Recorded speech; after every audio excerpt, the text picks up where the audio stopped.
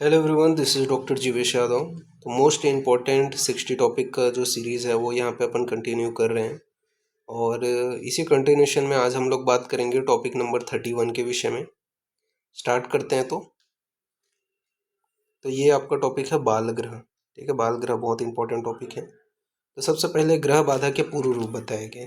तो ग्रह बाधा के पूर्व रूप के अंतर्गत दो बताए गए हैं, एक आपका है सतत रोदन और एक है आपका ज्वर। तो ग्रह बाधा के पूर्व रूप के अंतर्गत क्या आता है? सतत रोदन तथा ज्वर। फिर ग्रह बाधा का कारण कितने बताए गए हैं? तो 3 बताए गए हैं। ग्रह बाधा के कारण कितने हैं? 3। एक होता है आपका हिंसा की आकांक्षा, इसके अलावा होता है रति की आकांक्षा और है आपका बलि की आकांक्षा। तो ग्रह बाधा के कारण कौन सा है? हिंसा की आकांक्षा के कारण असाध्य होते हैं। ठीक है। रति की आकांक्षा के कारण जो होता है ग्रह रोग, वो आपका कृच्छ साध्य होगा। और बलि की आकांक्षा के कारण जो होगा वो आपका क्या होता है? सुख साध्य होते हैं। तो ये आपको याद रखना है, हिंसा की आकांक्षा, रति की आकांक्षा, बलि की आकांक्षा, असाध्य, कष्ट साध्य और सुख साध्य। फिर यहाँ पे अपन बात करते हैं आचार्य तथा ग्रह की संख्या। आचार्यों ने अलग अलग जो आचार्य हैं उन्होंने कितना कितना बताया है। जैसे आचार्य जो हरि थे उन्होंने 8 प्रकार के ग्रह रोग बताए हैं। तो आचार्य जो हारी थे उन्होंने 8 प्रकार के ग्रह रोग बताए हैं। कौन सा? लोहिता, वयसी, रेवती, कुमारी, शकुनी, शिवाग्रह, ऊर्ध्वकेशी और सेना। तो ये आपका जो है 8 जो है मानते हैं आचार्य हरित। तो लोहिता, वयसी, रेवती, कुमारी, शकुनी, शिवाग्रह, ऊर्ध्वकेशी, सेना, ये आचार्य हरित ने माने हैं। जबकि माधव, सुश्रुत, भाव प्रकाश, योग रत्नाकर ने 9 बताए हैं। ठीक है। ग्रह रोग की संख्या कितने बताए हैं? 9 बताए हैं। भाव प्रकाश, सुश्रुत, माधव, योग रत्नाकर ने। तो इन्होंने बताया है 3 पुरुष ग्रह होते हैं और 6 स्त्री ग्रह होते हैं करके। तो ये जो 9 है इसको क्लासिफाइड किया है, 3 पुरुष ग्रह होते हैं और 6 स्त्री ग्रह होते हैं करके। तो पुरुष ग्रह के अंतर्गत स्कंद, अपस्मार और नैगमेश आते हैं। तो पुरुष ग्रह कौन से हैं? स्कंद, अपस्मार और नैगमेश, ये क्या है? आपके पुरुष ग्रह हैं। जबकि स्त्री ग्रह के अंतर्गत रेवती हो गया, मुखमंडिका हो गया, शकुनी हो गया, शीत पूतना हो गया, पूतना हो गया तथा अंध पूतना हो गया, जिसको क्या है योग रत्नाकर ने गंध पूतना भी बोला है। ठीक है। तो ये जो है आपके स्त्री ग्रह हैं। तो रेवती, मुखमंडिका, शकुनी, इसके अलावा शीत पूतना, पूतना, अंध पूतना, योग रत्नाकर के अनुसार गंध पूतना, ये जो है आपके स्त्री ग्रह हैं। तो ये आपको ध्यान में रखना है। फिर काश्यप ने 10 बताए हैं। ठीक है। तो काश्यप ने कितने बताए हैं? 10 बताए हैं। कौन सा? एक है आपका स्कंद अपस्मार, नैगमेश, शकुनी, पूतना, अंधपूतना, शीत पूतना, मुखमंडिका, रेवती, शुष्क रेवती। तो ये जो है काश्यप ने कितने बताए हैं? ग्रह रोग 10 बताए हैं। स्कंद अपस्मार, नैगमेश, शकुनी, पूतना, अंधपूतना, शीत पूतना, मुखमंडिका, रेवती, शुष्क रेवती। तो ये आपको ध्यान में रखना है, आचार्य कश्यप के अनुसार है। नाउ नेक्स्ट अपन आगे बढ़ते हैं आचार्य सारंगधर के अनुसार। तो सारंगधर तथा रावण व वांगभट्ट के अनुसार 12 बताए गए हैं ग्रह रोग। ठीक है। तो सारंगधर, रावण तथा वांगभट्ट के अनुसार ग्रह रोग 12 हैं। तो वांगभट्ट के अनुसार पुरुष शरीरधारी 5 हैं और स्त्री शरीरधारी 7 हैं। तो वांगभट्ट के अनुसार पुरुष शरीरधारी 5 है और स्त्री शरीरधारी 7 हैं। कौन से हैं वांगभट्ट के अनुसार पुरुष शरीरधारी? तो स्कंद, विशाखा, इसके अलावा मेषास्य, शिवग्रह, पितृग्रह। तो वांगभट्ट के अनुसार पुरुषधारी 5 हैं, स्कंद, विशाखा, मेषस्य, शवग्रह, इसके अलावा पितृग्रह। जबकि स्त्रीधारी 7 बताए गए हैं, शकुनी, पूतना, शीत पूतना, अंधपूतना, मुखमंडिका, रेवती, शुष्क रेवती। तो स्त्रीधारी जो है वो 7 हैं, शकुनी, पूतना, शीत पूतना, अंधपूतना, मुखमंडिका, रेवती, शुष्क रेवती। तो ये आपको ध्यान में रखना, इस प्रकार से टोटल 12 बताए गए हैं। ओके। इसके अलावा यहाँ पे सारंगधर ने 12 बाल ग्रह एवं 22 बाल रोगों का वर्णन किए हैं। तो सारंगधर ने 12 बाल ग्रह और 22 बाल रोगों का वर्णन किए हैं। चरक संहिता में बाल ग्रह का वर्णन नहीं है, ग्रहों की संख्या असंख्य बताई है। ठीक है। तो चरक संहिता में ग्रहों की ये बोल सकते हैं कि चरक संहिता में बाल ग्रह का वर्णन नहीं है, उन्होंने ग्रहों की संख्या असंख्य बताई है। नाउ नेक्स्ट अपन आगे बढ़ते हैं। तो रावणकृत बाल कुमार तंत्र में टोटल 12 जो मिलते हैं वो कौन से हैं? तो पहला है आपका नंदा, जो 1 दिन, 1 मास या 1 वर्ष में घातक होते हैं। दूसरा बताया है सुनंदा, जो द्वितीय होते हैं 2 दिन में। इसके अलावा तीसरा आपका बोला गया है पूतना, तृतीय मुखमंडिका चतुर्थ, इसके अलावा आपका कठपूतना पंचम, शकुनी षष्ठम, इसके अलावा आर्यका, स्वास्ति मातृका, निरिस्ता मातृका, इसके अलावा आपका है कमुका मातृका, पिपली पिच्छिका। ठीक है, तो इनके नाम बस आपको याद रखना है, मेनली तो लक्षण से ही क्वेश्चन आते हैं। नाउ नेक्स्ट अपन आगे बढ़ते हैं कश्यप के अनुसार। तो कश्यप के अनुसार जो है 10 ग्रह बताए हैं। रेवती को प्रधान कहा है और उसके 20 पर्याय बताए हैं। ठीक है, तो आचार्य कश्यप ने 10 ग्रह बताए हैं, रेवती को प्रधान कहा है और उसके 20 पर्याय बताए हैं। कौन से आपके? तो वारुणी, रेवती, ब्राह्मणी, कुमारी, बाहुपुत्रिका, शुष्का, शणी, यमिका, धारणी, मुखमंडिका, माता, इसके अलावा आपका है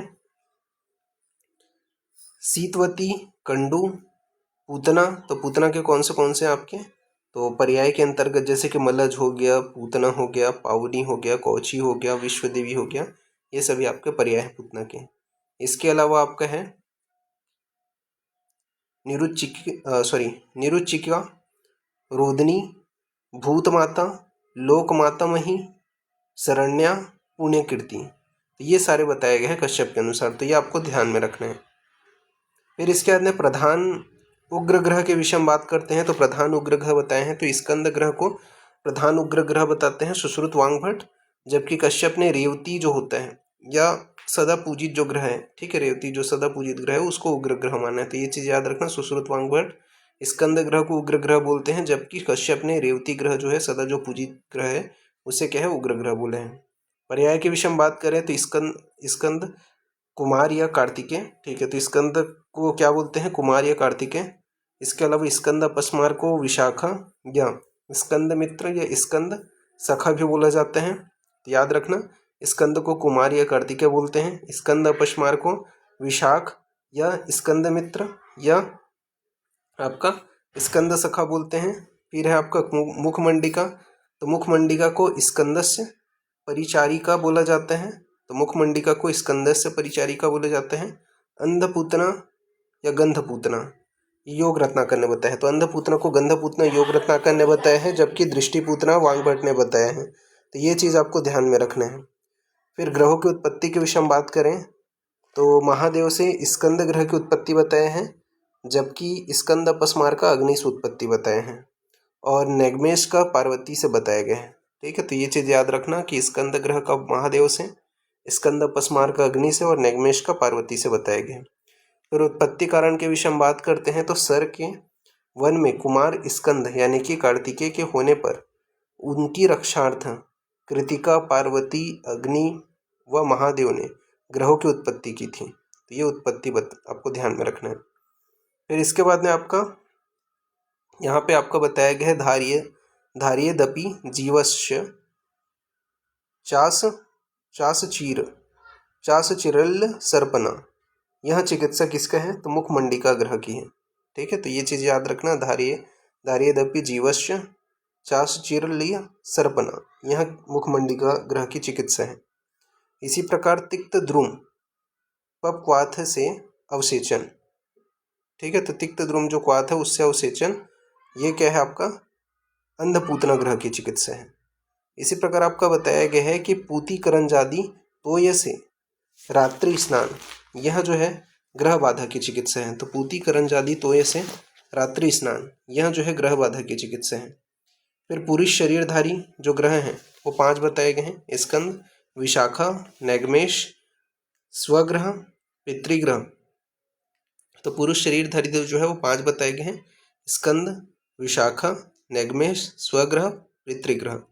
स्कंद जो है, तो ये चीज़ आपको ध्यान में रखनी है, इसका कोड भी याद कर सकते हो, स्कंद बना नया सौपति, ऐसे करके। तो इससे आपको याद रहेगा कि स्कंद व से विशाखा, न से आपका नैगमेश, ठीक है, स्व से आपका स्वग्रह, पति से आपका पितृग्रह। फिर स्त्री शरीरधारी जो है वो 7 बताए गए हैं। तो स्त्री शरीरधारी कौन 7 हैं? तो शकुनी, पूतना, शीत पूतना, अंधपूतना, मुखमंडिका, शुष्क रेवती और रेवती। तो स्त्रीधारी कौन से हैं? 7 हैं, शकुनी पूतना, शीत पूतना, अंध पूतना, मुखमंडिका, शुष्क रेवती और रेवती। ठीक है, फिर यहाँ पर से आपके इंपॉर्टेंट चीज शुरू होते हैं विभिन्न आचार्यों के अनुसार जो लक्षण है, ठीक है, ग्रहों के। जैसे कि स्कंद ग्रह का क्या लक्षण बताया है आचार्य वांगभट ने।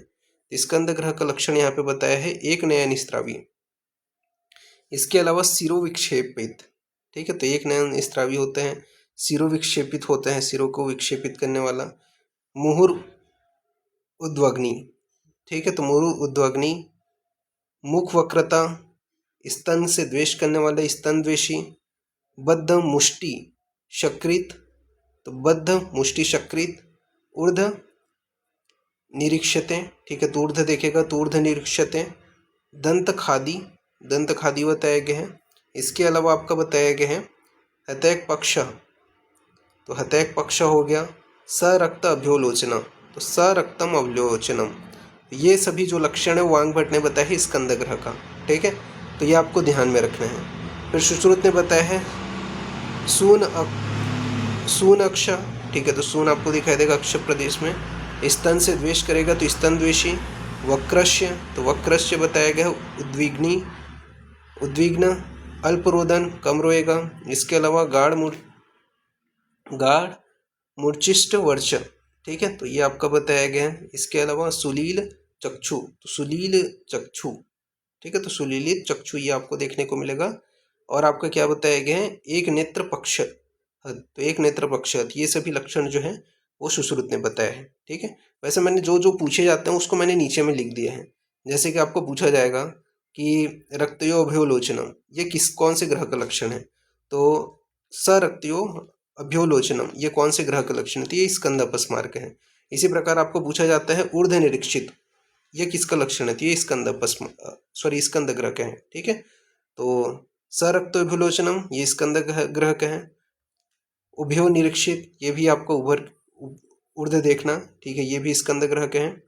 फिर सिरो विक्षेपते मुहुर, तो सिरो विक्षेपते मुहुर भी आपका क्या है स्कंद ग्रह के हैं। हतैकंप ये भी स्कंद ग्रह के हैं। बद्ध मुष्टि सकृत, तो बद्ध मुष्टि सकृत ये भी स्कंद ग्रह के हैं। उद्वग्नि भी स्कंद ग्रह के हैं। वैकल्य मरण व भवे ध्रुवम, तो वैकल्य मरणम व भवे ध्रुवम ये भी क्या है स्कंद ग्रह के हैं। एक नयन स्त्रावी व अल्परोधी, ठीक है, तो एक नयन स्त्रावी व अल्परोधी ये भी स्कंद ग्रह के हैं। सुललित चक्षु, तो सुललित चक्षु भी स्कंद ग्रह का ही है। ठीक है, मुख वक्रता वाकस्य, तो मुख वक्रता वाकस्य भी स्कंद ग्रह का ही है। इसके अलावा दंत खादी स्तन द्वेषी, तो दंत खादी इसको स्तन द्वेषी ये भी स्कंद ग्रह के हैं। तो ये आपको ध्यान में रखना है, ये स्कंद ग्रह के आपके लक्षण बताए गए। तो ये नीचे वाला विशेष रूप से ध्यान रखना कि क्या क्या लक्षण है। शरीर से किस प्रकार का जो है गंध आता है स्कंद ग्रह में, तो सुश्रुत ने बताया है कि छतज गंधी, तो छतज गंधी बताया है। जबकि वांगभट ने बताया है वसा अश्रिक गंधी, ठीक है, तो वसा अश्रिक गंधी ये वांगभट ने बताया है। किससे कोरिलेट करते हैं आधुनिक में स्कंद ग्रह को, तो हेमिफ्लेजिया विथ फेशियल पैरालिसिस से कोरिलेट किया जाता है। ये चीज़ आपको ध्यान में रखना है। ये क्या है स्कंद ग्रह का लक्षण है।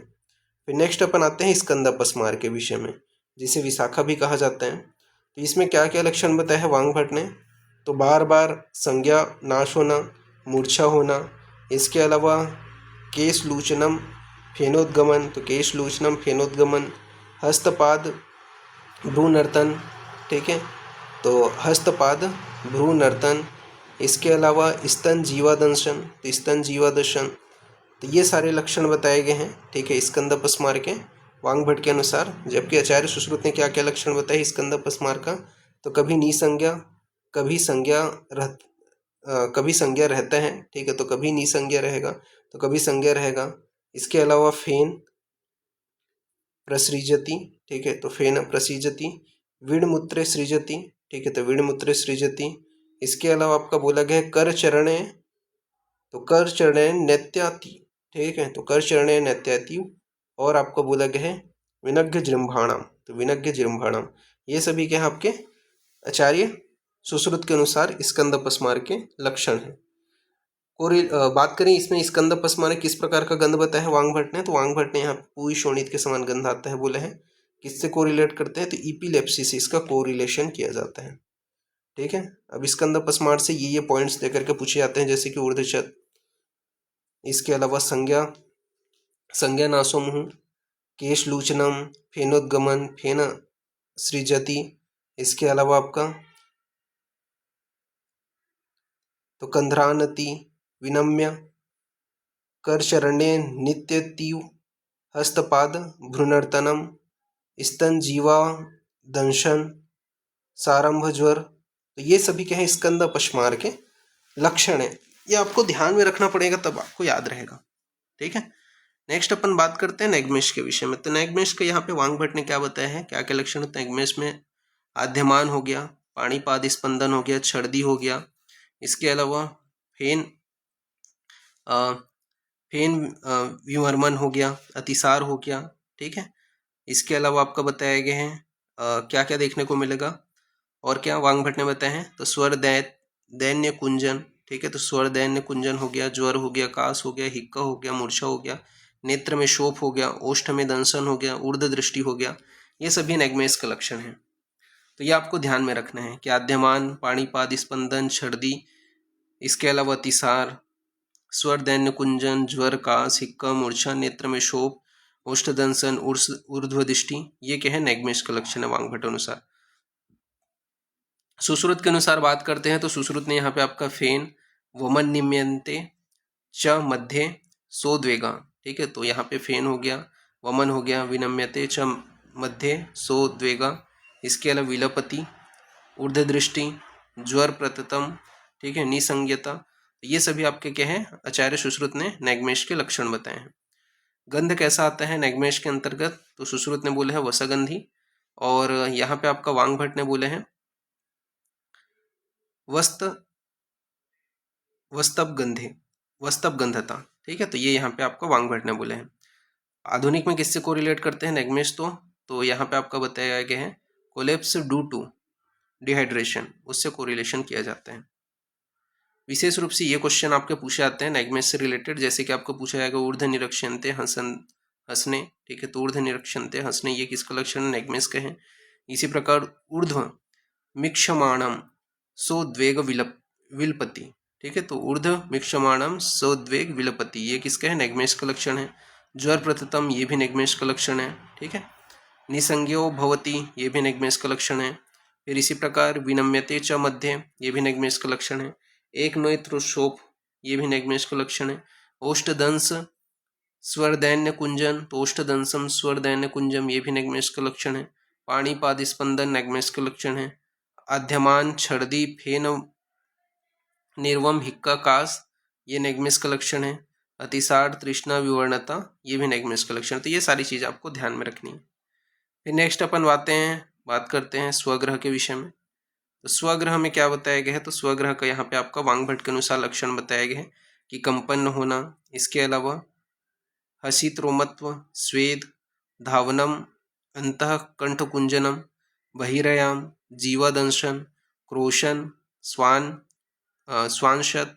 ठीक है, तो ये सभी क्या है स्वग्रह का लक्षण है। बात करते हैं इसमें गंध कैसा आता है, तो स्वग्रह में विट्स गंधत्वम बताया गया है। तो वांगभट्ट ने क्या है वीट के समान गंध आता है ये बताया है स्वग्रह में। इससे कोरिलेट करते हैं तो टिटेनस, हाइड्रोफोबिया से इसका कोरिलेशन किया जाता है। बात करते हैं ये पर्टिकुलरली लक्षण पूछे जाते हैं स्वग्रह से, जैसे कि नर में जो है वो कंपन्नता नर में क्या है तो कंपन्न, हसीतो रोमत्व, स्वेद हो गया, चक्षु निर्मलन हो गया, बहिरयाम हो गया, ये आपको देखने को मिलेगा। इसके अलावा कुत्ता के समान कैसे करेगा, तो जीवादंशन, इसके अलावा अंतः कंठ कुंजन, धावन, क्रोशन, तो ये आपको देखने को मिलता है। तो ये स्वग्रह के लक्षण है, ये आपको ध्यान में रखना है।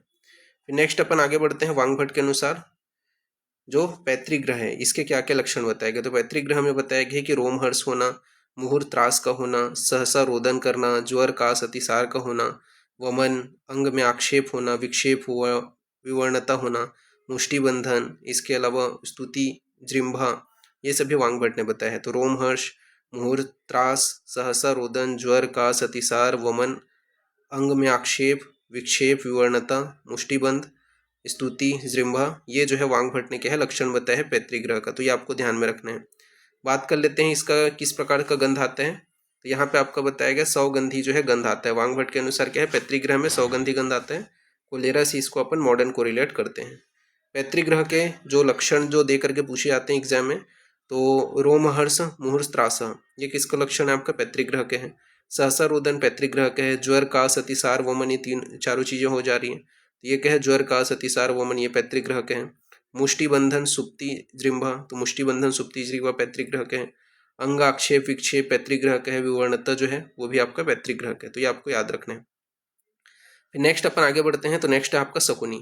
तो शकुनी में क्या लक्षण बताया है आचार्य जो वांग भट्ट है उन्होंने, तो यहाँ पे बताया गया स्त्रन संगता नाम, ठीक है, तो स्त्रन संगता नाम अंगता। इसके अलावा अतिसार हो गया, जीवा हो गया, तालु गले में व्रण, तो जीवा, तालु गले में व्रण, ज्वर, स्फोट, सदा सदाह रुकपाक, ठीक है, तो ज्वर, स्फोट, सदाह रुकपाक। इसके अलावा संधिशूल, तो ये क्या है आपका शकुनी के अनुसार लक्षण हो गया। बात करते सॉरी शकुनी बोलता हूँ, शकुनी का लक्षण हो गया वांग भट्ट के अनुसार। सुश्रुत ने क्या बताया शकुनी में, तो स्त्रस्तांग, ठीक है, तो स्त्रस्तांग हो गया। इसके अलावा भयचकित होना, स्त्रवती व्रणा संपूर्ण शरीर में, ठीक है, तो स्त्रवती व्रणा संपूर्ण शरीर में। स्फोट यानी कि छाले हो जाना दहयुक्त, तो ये किसका है, वांग भट्ट सुश्रुत के अनुसार शकुनी ग्रह का लक्षण है। बात कर लेते हैं इसमें गंध किस प्रकार से आते हैं, तो यहाँ पे बताया गया है विहड्ड गंधी। योग रत्नाकर ने क्या बताया है, विहड्ड गंधी जो है गंध आता है, जबकि सुश्रुत वांग भट्ट ने बताया शकुनी गंधी गंध जो है वो आता है। ठीक है, मॉडर्न में पेलेग्रा से इसका कोरिलेशन किया जाता है शकुनी का। कौन से पॉइंट्स देकर के पूछे जाते हैं एग्जाम में, तो शकुनी से रिलेटेड आपका स्त्रस्त अंग अतिसार या स्त्रस्त अंग भयचकित, ठीक है, तो स्त्रस्त अंग अतिसार, स्त्रस्त अंग भयचकित, ये किसका लक्षण है, शकुनी का है। जीवा तालु कंठ में व्रण, स्त्रावित व्रण तथा संपूर्ण शरीर में, तो ये किसका लक्षण है आपका, शकुनी का है। इसके अलावा स्फोट, सदह रूपाक, संधिषु स्युषु पुनः, स्फोटस्य प्रचीत तनु सदहपाक, ठीक है, तो ये सभी जो है आपका स्फोटस्य सदहपाक, संधिषु स्युषु पुनः, स्फोटस्य प्रचीत तनु सदहपाक है, ये सभी किसका लक्षण है आपका, शकुनी का लक्षण है, तो ये आपको ध्यान में रखना है। फिर नेक्स्ट अपन आगे बढ़ते हैं, बात करते हैं पूतना के विषय में। तो पूतना का क्या लक्षण बताया है, तो आचार्य वांग भट्ट ने बोला है कि आद्यमान वमन, स्त्रस्तंगता, हिक्का, अतिसार, पिपासा, मूत्र निग्रह तथा रात्रि प्रजागरण, कंपन तंद्रा, यह जो है पूतना का लक्षण है, यह आचार्य वांग भट्ट ने बोले हैं। तो आद्यमान वमन, स्त्रस्तंग, हिक्का, अतिसार, पिपासा, मूत्र निग्रह, रात्रि प्रजागरण, कंपन तंद्रा, ये पूतना का लक्षण है, ये बोले हैं। साथ ही साथ जो सुश्रुत है उन्होंने क्या बताया पूतना में, तो स्त्रस्तंग, वीड़भेद, अतिसार, छर्दी, इसके अलावा तृष्णालु भवती, बालक दिन में सुखपूर्वक सोते हैं रात में नहीं, तो ये जो है आपका पूतना का लक्षण है, ये यहाँ पे बताया है। किस प्रकार का गंध आता है पूतना में, तो यहाँ पे काक तुल्य गंधी बताया है, ठीक है, तो काक तुल्य गंधी जो है वांग भट्ट ने बताया है, काकवत पूति गंधिता, तो ये आपको ध्यान में रखना है। बात कर लेते हैं किससे कोरिलेट किया जाता है, तो इपिडेमिक जो डायरिया है उससे कोरिलेशन किया जाता है पूतना का मॉडर्न में। कौन से पॉइंट्स को देकर के एग्जाम में पूछा जाता है, तो पूतना से रिलेटेड आपको पूछा जाएगा स्त्रस्त अंग, इसके अलावा आपका पूछा जाएगा स्वपति सुख दीवा न रात्रे रात्रे प्रजागरण, ठीक है, तो ये किसका लक्षण है करके, तो ये पूतना का है। विड़ भिन्न सृजति शकृत भेद, ये किसका लक्षण है, पूतना का है। सर्दी तृष्णालु भवती, पूतना का लक्षण है। आद्यमान वमि हिक्का, तो आद्यमान वमि हिक्का भी पूतना का है। पिपाशा मूत्र निग्रह, ये सभी किसका लक्षण है, पूतना का है, तो ये आपको याद रखना है। फिर नेक्स्ट अपन बात करते हैं शीत पूतना के विषय में। तो वांग भट्ट ने क्या लक्षण बताया है शीत पूतना का, तो वांग भट्ट ने लक्षण बताए हैं कि कंपन होना, रोदन होना, तिर्यक दृढ़ी दृष्टि, ठीक है, तो तिर्यक दृष्टि, तृष्णा, आत्रकुंजन, इसके अलावा अतिसार, एक पार्श्व का ठंडा तथा दूसरे पार्श्व का उष्ण रहना, ये क्या है, शीत पूतना का लक्षण है। तो कंपन, रोदन, तिर्यक दृष्टि, तृष्णा, आत्रकुंजन, अतिसार, एक पार्श्व का ठंडा व दूसरे पार्श्व का उष्ण रहना, ये क्या है, आचार्य वांग भट्ट के अनुसार शीत पूतना का लक्षण है। जबकि सुश्रुत ने बताया है उद्विग्न, भृशम, कंपन, इसके अलावा प्रारुगता, बिछैने पर लिपट के सोना, तो बिछैने पर लिपट कर सोते हैं, आत्रकुंजन, भृशम, अतिशारियेत, ये सभी क्या है सुश्रुत के अनुसार शीत पूतना का लक्षण है। बात करते हैं किस प्रकार का गंध निकलता है शरीर से, तो विस्त्र गंध सुश्रुत ने बोले हैं, ठीक है।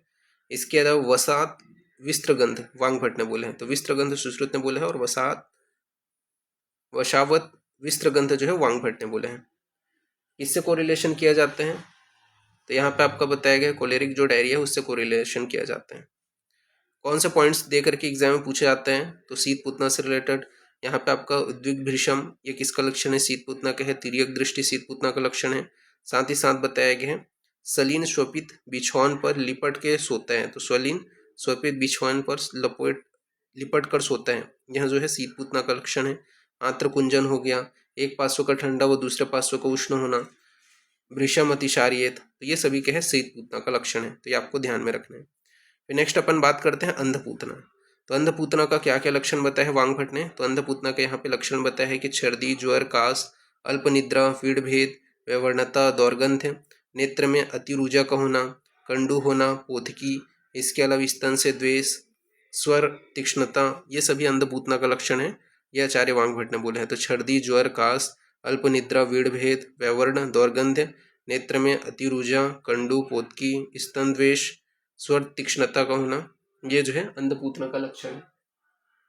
फिर सुश्रुत ने क्या बताया है, स्तन द्वेषी, अतिसार, कास, हिक्का, छर्दी, ज्वर से पीड़ित, दुर्वणा, सततम अज्ञासयति, यानी कि सदा नीचे मुख करके सोता है, यह किसका लक्षण है, तो स्तन द्वेषी, अतिसार, कास, हिक्का, छर्दी, ज्वर से पीड़ित, दुर्वणा, सततम अज्ञम शयति, यानी कि सदा नीचे मुख करके सोता है, किसका लक्षण है, अंधपूतना का है। और आचार्य सुश्रुत ने क्या बोले हैं, अंधपूतना में अम्लगंधी जो है गंध आएगा, जबकि वांग भट्ट ने बोले हैं मत्स्य गंधी या अम्लगंधी गंध आते हैं, ठीक है। तो ये आपको ध्यान रखना है। बात करते हैं मॉडर्न में किससे कोरिलेशन किया जाता है, तो विस्लेनई जो डिसेंट्री है उससे इसका कोरिलेशन किया जाता है। क्या क्या पॉइंट्स दे करके पूछा जाता है आपका अंधपूतना से रिलेटेड, तो नेत्र में अतिरुजा, कंडू, पोथिकी, अल्प निद्रा, सततम आघ्य शयति, सदा नीचे मुख करके सोता है। इसके अलावा आपका स्तन द्वेष, वैवर्ण, दुर्वर्ण, स्वर तीक्ष्णता, वर्च भेद, अतिसार, ये सभी किसका लक्षण है, अंधपूतना का है। इसके अलावा आपका स्वर तीक्ष्ण होना, ठीक है, वर्च में भेद, अतिसार, दौर्गंध्य, अंग शोषण, विपथु, कास, हिक्का, छर्दी, ज्वर से पीड़ित होना, ये सभी के आपके अंधपूतना का लक्षण है, तो ये आपको ध्यान में रखना है। और नेक्स्ट अपन आगे बढ़ते हैं, बात करते हैं मुखमंडिका के विषय में। तो मुखमंडिका का क्या लक्षण बताया है आचार्य वांग भट्ट ने, तो मुखमंडिका का यहाँ पे लक्षण बताया है पाणिपादस्य रमणीयात, ठीक है। तो पाणिपादस्य रमणीयात, ज्वर, आरोचक, अंगग्लानि, उदर का कृष्णवर्ण सिराओं से आवृत होना, ये क्या है मुखमंडिका का लक्षण है। तो पाणिपादस्य रमणीयात, ज्वर, आरोचक, अंगग्लानि, उदर का कृष्णवर्ण सिराओं से आवृत होना, यह मुखमंडिका का लक्षण है। जबकि सुश्रुत ने बोले हैं सुरुचि पाणिपाद वक्त्रों, तो सुरुचि पाणिपाद वक्त्रों, अम्ला नाम व्रीहवाशी, यानी कि बहुत खांसता है। इसके अलावा आपका बताया गया है कुलुष शिरावृता, उदर उद्वेगी, तो ये क्या है मुखमंडिका का लक्षण है, ये सुश्रुत के अनुसार। बात कर लेते हैं वांग भट्ट ने क्या बताया है मुखमंडिका के लक्षण है, तो मूत्र तुल्य गंधी, गोमूत्र सगंध जो है वांग भट्ट ने लक्षण बताया है, ठीक है। तो मूत्र तुल्य गंधी, गोमूत्र के समान गंध, ये जो है वांग भट्ट ने सुश्रुत ने बताया है मूत्र तुल्य गंधी मुखमंडिका का जो गंध है वो, और वांग भट्ट ने गोमूत्र समगंधी जो है लक्षण जो है गंध बताए हैं मुखमंडिका का। क्या क्या पॉइंट्स देकर के पूछे जाते हैं इसमें, तो इसमें आपका पूछा जाता है मुखमंडिका में, जैसे कि आपको बोला जाएगा पाणिपादस्य रमणीयाद, सूचि पाणी वक्त्रों, प्रसन्न वर्ण वध, ये किसने बताया, योग रत्नाकर ने बताया। इसके अलावा अम्ला नाम अंग अंगलपन, ठीक है। इसके अलावा व्रीहिवाशी, कुलुष शिरावृता, यानी कि उदर का कृष्ण वर्ण की सिराओं से भर जाना, ये सभी क्या है मुखमंडिका का लक्षण है। तो कुलुष शिरावृत, ठीक है, तो ये आपको ध्यान में रखना है। फिर रेवती के विषय में बात करते हैं, तो रेवती का वांग भट्ट ने लक्षण बताया है शरीर श्यावनीलत्वम, तो शरीर श्यावनीलत्वम, वर्ण ज्वर, कर्णनासा, अक्षिमर्दन, कास, हिक्का, अक्षी विक्षेप, इसके अलावा पुरुषम हरितम द्रवा, ठीक है। तो ये क्या है रेवती का लक्षण है वांग भट्ट के अनुसार, कि शरीर का श्याव नील हो जाना, ठीक है। ज्वर होना, कर्ण नासा, अक्षी का मर्दन करना, कास, हिक्का, अक्षी विक्षेप, पुरुष हितम द्रव्यम, ठीक है। तो ये क्या है, रेवती का लक्षण है वांगभट के अनुसार। सुश्रुत ने बताया है रेवती में कि मुख लाल हो जाता है, हरित हो जाता है, मल अति पांडुदेह श्याव, कर्णनाशा मृद्वती यानी कि मलता रहता है। बात करें वांगभट ने वस्त्र गंधत्व बताया है रेवती को, और योग रत्नाकर ने पगगंधी बताया है। तो वांगभट ने वस्त्र गंध बताया है रेवती को, और योग रत्नाकर ने पगगंधी बताया है। किससे कोरिलेशन किया जाता है रेवती का, तो परनीशियस एनीमिया से इसका कोरिलेशन किया जाता है। तो ये आपको याद रखना है। रेवती के विषय में बात करें तो कौन से पॉइंट देके पूछे जाते हैं, तो शरीर श्वास नीलत्व वर्ण अति पांडुदेह, ठीक है। तो शरीर श्वास नीलत्व वर्ण अति पांडुदेह, ज्वर होना, शोष होना, मुख पाक होना, का सिक्का का होना।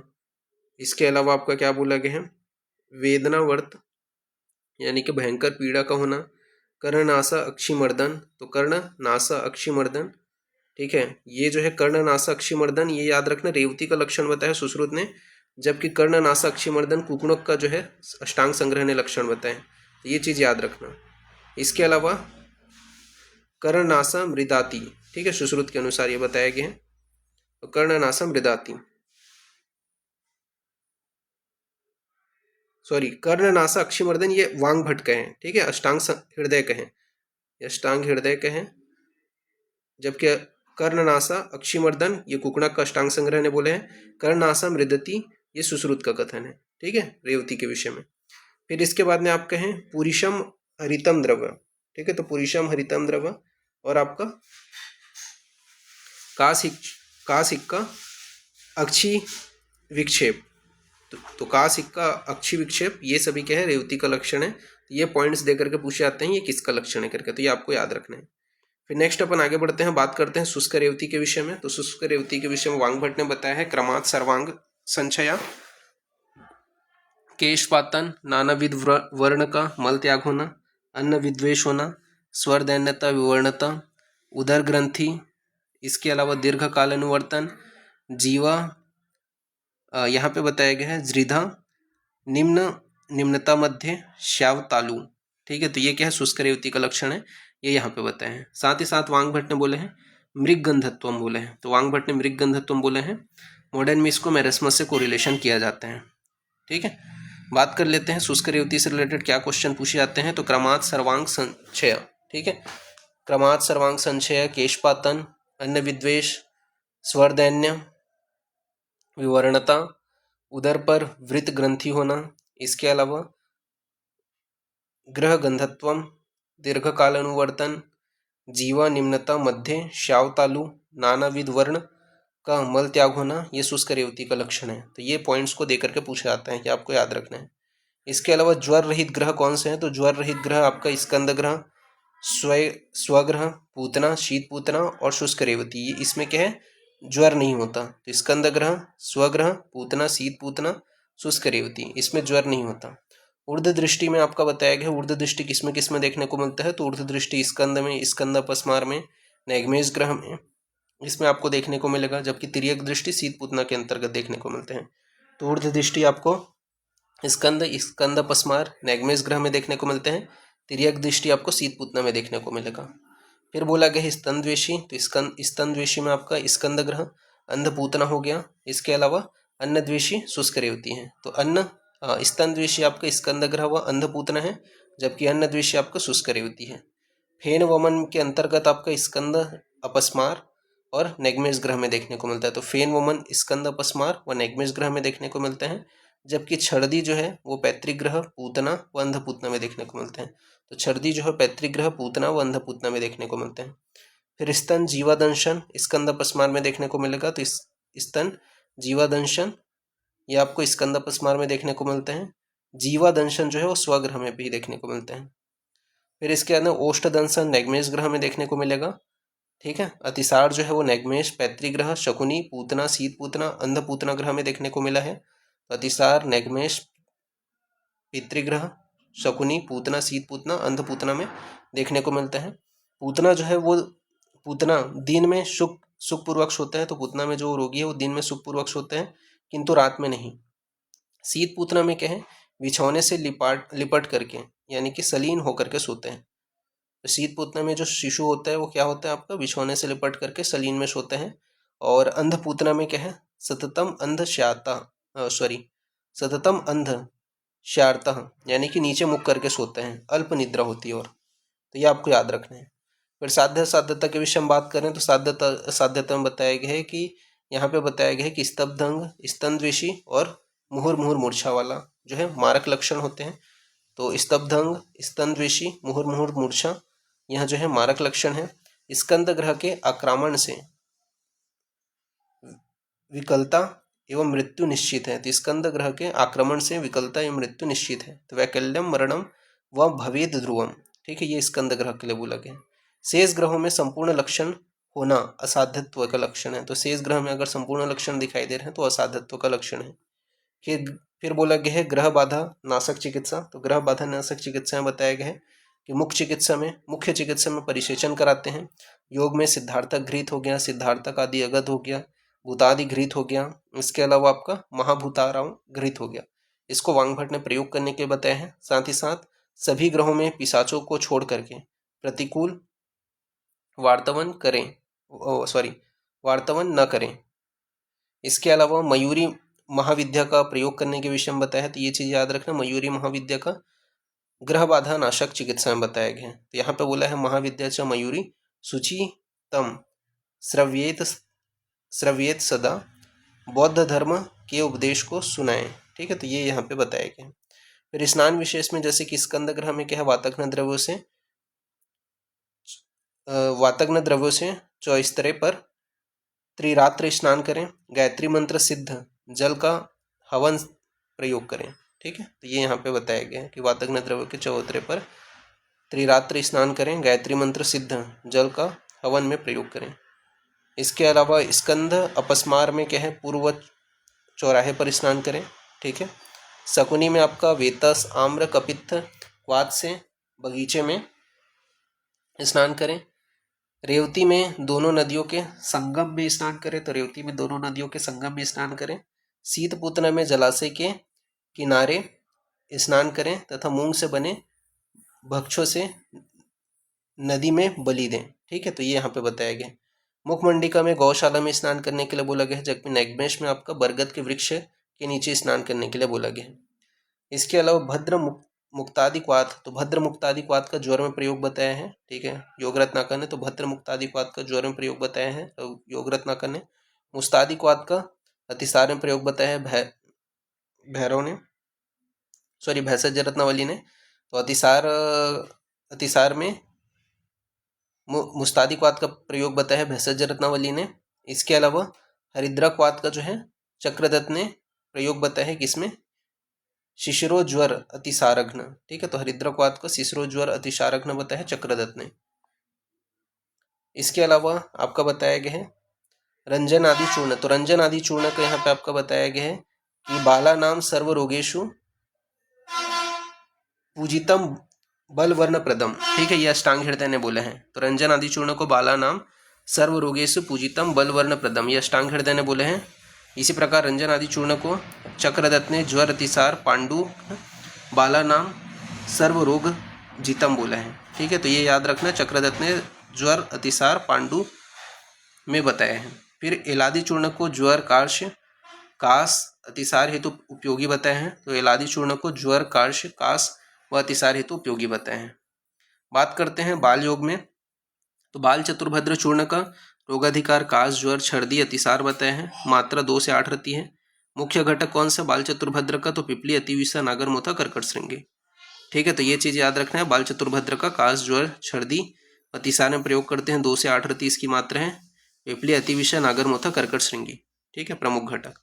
फिर इसके बाद में बालर्क रस तरंगनी ने बताए हैं बाल रोग में 1 रति की मात्रा में। तो इसके प्रमुख घटक कौन से हैं, तो खरपर, प्रवाल, हिंगुल, करचूर, श्रृंग, भस्म, केशर। फिर कुमार कल्याण जो रस है उसको भी बाल रोग में प्रयोग करते हैं। 1/4 से लेकर के आधा रति इसकी मात्रा बताए गए हैं। कंटेंट क्या है, तो रस सिंदूर, स्वर्ण, अभ्रक, लौहमाक्षिक, मुक्ता, भस्म। फिर इसके बाद में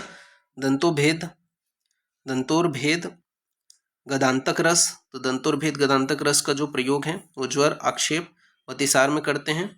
एक वल यानी कि 3 रति की मात्रा में इसका प्रयोग किया जाता है।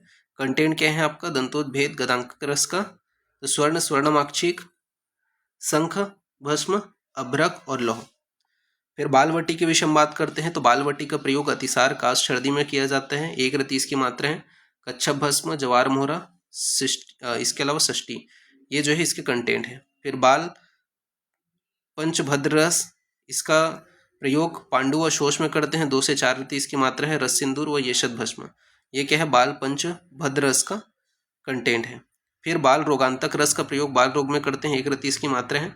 कज्जली व स्वर्णमाक्षिक इसके कंटेंट है। फिर अरविंदासों का प्रयोग 3 से 20 ml किया जाता है, 3 से 12 ml किया जाता है। मृदिका का प्रयोग करते हैं इसको बनाने के लिए। फिर लाक्षादी तैल का जो प्रयोग है वांग भट्ट ने बताया है, ज्वरघ्नो, ठीक है। तो यहाँ पे आपका बताया गया है यक्ष राक्षस भूतघ्नम, ये क्या है लाक्षादी तैल के लिए बोला गया है। तो ये आपको याद रखना है। इस प्रकार से इसमें प्रमुख रूप से मैंने अलग से स्पेसिफिकली वो दे दिए हैं पॉइंट्स, अलग से मैंने दोनों का समझा करके बीच में नीचे में पॉइंट्स डिस्क्राइब कर दिए हैं। वो पॉइंट्स को याद कर लेना क्योंकि उनसे क्वेश्चंस पुट अप होते हैं, ठीक है, एग्जाम में। तो अभी के लिए इतना ही। Thank you class.